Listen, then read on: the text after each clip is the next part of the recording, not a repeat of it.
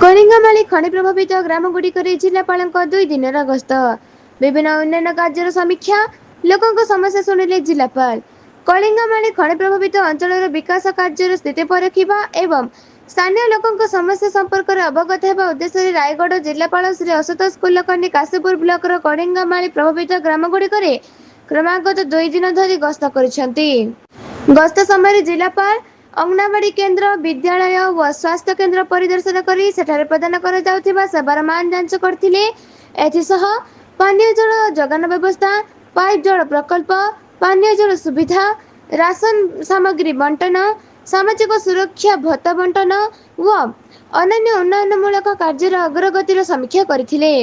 जिलापाल संपृक्त अधिकारी मानकु ग्रामवासी समस्यार त्वरित समाधान सह समस्त सरकारी योजनार सुफल योग्य हिताधिकारी निकट में सुनिश्चित करने को निर्देश देते।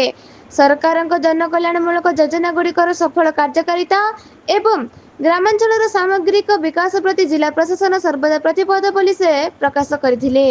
जिलापाल उक्त गस्त रायगढ़ उपजिलापाल श्री रमेश कुमार जेना प्रकल्प प्रशासक आईटीडीए श्री चंद्रकांत माझी काशीपुर बीडीओ तहसीलदार एवं अन्य संपृक्त अधिकारी उपस्थित रही।